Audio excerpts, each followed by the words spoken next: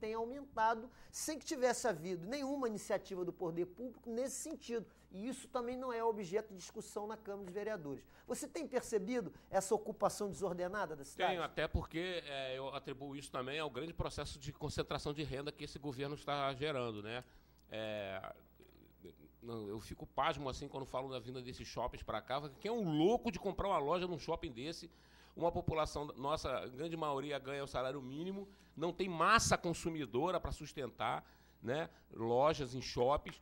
Ali no centro de Cabo Frio, a gente teve agora a mesma falência da Contemporânea, que era uma loja enorme de roupas que ficava no coração da cidade, né? A loja de roupa que fica no coração do melhor ponto que eu acho que fica aí na Praça Porto Rocha, acabou de falir. Como é que você vai montar um shopping, um custo fixo de uma loja em shopping? É caríssimo. Para que massa consumidora, né? Cabo Frio passa por um processo de concentração de renda na mão de meia dúzia de pessoas, né? Por exemplo, a compra de gasolina da prefeitura, né, é na mão de um posto de gasolina só.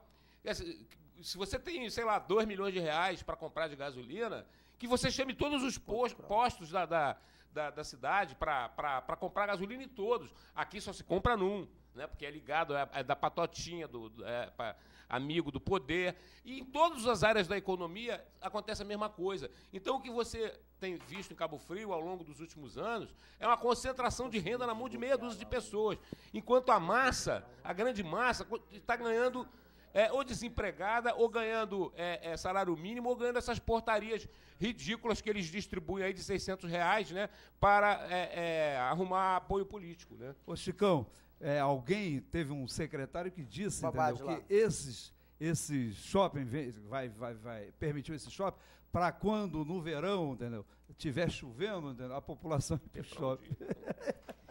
A coisa que a gente tem que entender é o seguinte: eu acho que o cidadão não viaja para cá para ir a shopping, né? Porque o cidadão que mora no Rio de Janeiro, ele tem meia dúzia de shopping. O cara que mora em São Paulo, o cara que mora em Brasília. Eu acho que o atrativo cultural de Cabo Frio não pode ser shopping. A desculpa de implantação do shopping não pode ser a questão turística.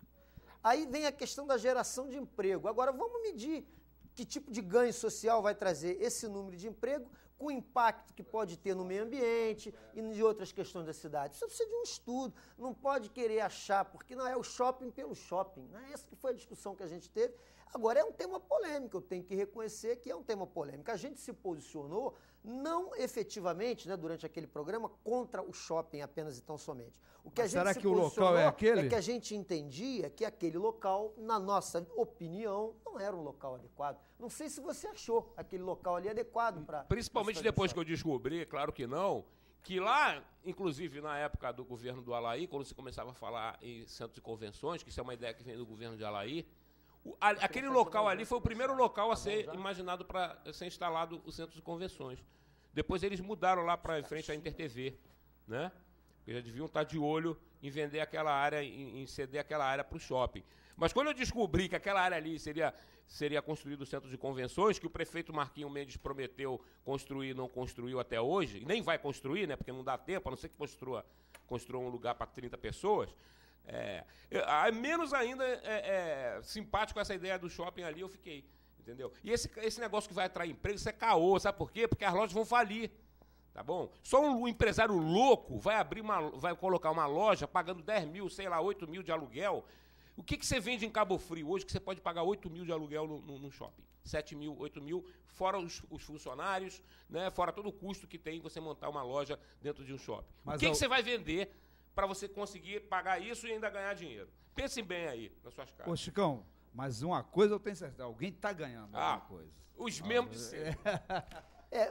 Eu atribuo também, Babad, esse modelo que é implantado para administrar a cidade, ele tem uma forte influência do sistema eleitoral, de como é feito o financiamento das campanhas. Essas empresas, por exemplo, essas grandes construtoras, são os grandes doadores de partido, né?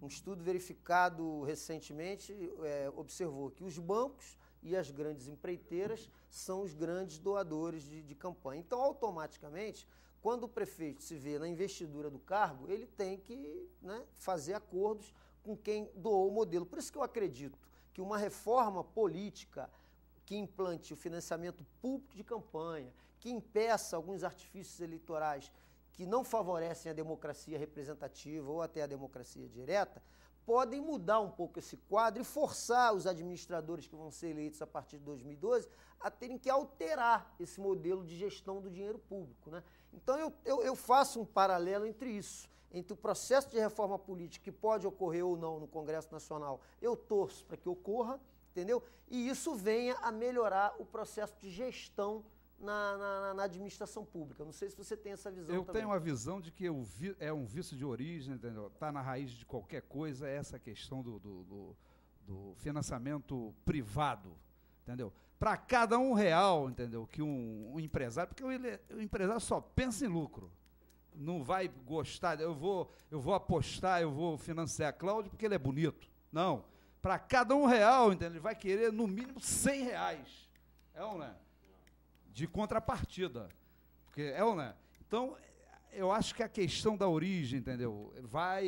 O financiamento público de campanha não vai 100%, mas vai diminuir bastante o grau de dependência do administrador para quem financia. E vai mudar, em termos qualitativos, a questão dos políticos também.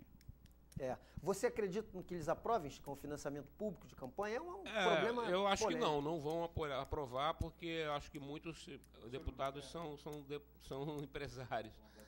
Se bem que se vier o financiamento público de campanha, você só vai mudar o tempo de... Né? Você compra o deputado depois que ele foi eleito, você vai lá e a empresa dá dinheiro para aprovar seus interesses. Aqui no Brasil... Mas aí precisa ser eleito antes, né? Precisa ser eleito antes. Cria dificuldades, com certeza. As coisas se interrelacionam, né? O modelo político, evidente, vai influenciar na forma de gestão do gestor público, né? Isso aí é uma coisa que... E vai democratizar, né?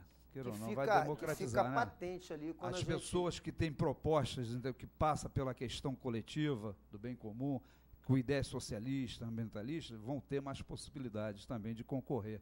Um pouquinho mais em pé de igualdade com e daí vem esse debate, né, da questão, por exemplo, aqui da representação popular na Câmara de Vereadores, que tem causado polêmica, né?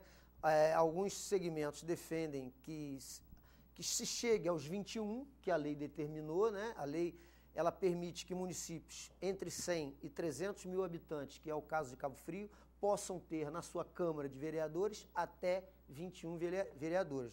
Atualmente, nós temos 12 vereadores. A lei orgânica, né, ela tem uma previsão de 17. Dizem porque que... quando diminuiu para 12, eram 17. Decisão do era Supremo. No tempo como foi feito. Decisão do Supremo. Dizem, as notícias dão conta de que a Câmara, que é quem vai decidir, né, tem uma certa preferência pelo número de 17. Né? Mínimo, e aí a gente e outros segmentos entendem que mais 4 vereadores, até 21, permitiria uma representatividade de oxigenação, segmentos, né? de minorias. Uma oxigenação. É uma tese que a gente defende, né, em contraponto aí com outros. Você, por exemplo, Chicão, é contra, né? Sou contra. Não, aqui é democrático, coloca a sua... Eu sou a favor de reduzir para um vereador. Pensando já em acabar com a Câmara dos Vereadores, porque não serve para nada. E a democracia? Não serve para nada. Pois é. A democracia diz que tem independência entre o judiciário, o legislativo e o executivo. Isso existe em Cabo Frio?